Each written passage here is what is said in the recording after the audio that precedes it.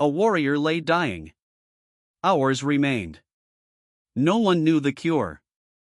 In the Great War of Ramayana, after the Battle of Lanka, Lakshman, Ram's beloved brother, fell unconscious from a poisoned arrow. The finest physicians of Ayodhya gathered around him. They knew the wound. They knew the poison. But the antidote? It existed only in legend. A rare herb grew in the Himalayas, in places where mortals rarely ventured. Its name was whispered in medical texts written centuries before. Sushruta, the father of Indian surgery, had documented hundreds of healing plants in his treatise. But this one, the Sanjivani herb, remained elusive, mysterious, known only to those who had seen it with their own eyes. Ram stood silent, watching his brother's chest barely rise and fall. Lakshman had stood beside him through every trial, through forests and exile, through battles and betrayals.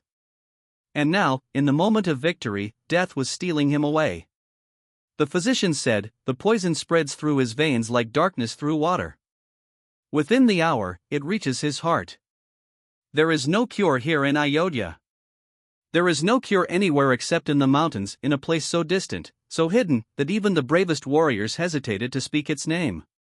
Ram turned to Hanuman. The monkey devotee had already moved. He did not wait for orders. He did not ask questions. He simply understood, when the person you love is dying, there is no time for doubt. Hanuman flew. The wind bent around him as he raced toward the north, toward the Himalayas where clouds embraced the peaks.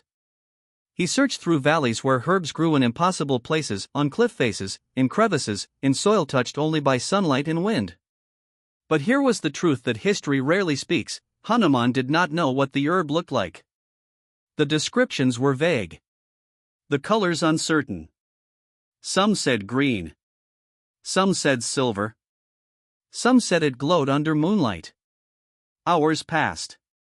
The mountain mocked him with thousands of plants, each one a possibility, each one a false hope. Hanuman's heart raced faster than his body could fly. The clock in Ayodhya was ticking.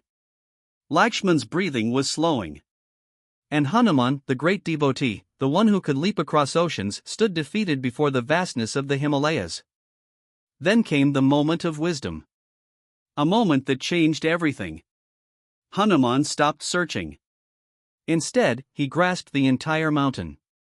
Not a stone or two. Not a collection of herbs bundled together.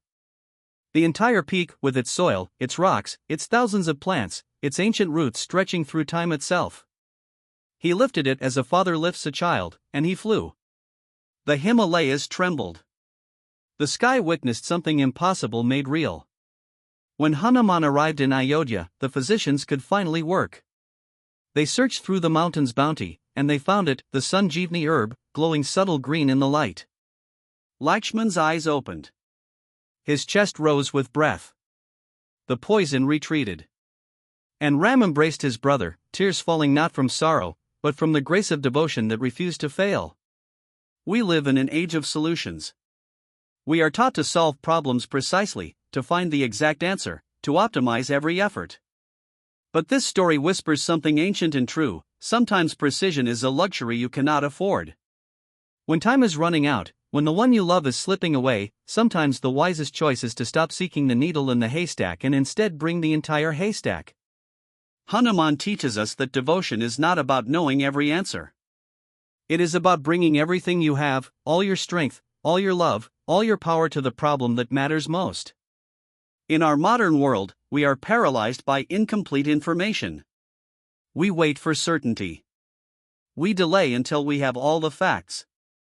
But what if the mountain we need to move is waiting for us to simply begin? If stories of devotion and ancient wisdom speak to your soul, subscribe now. Let us journey together through the legends of Bharat.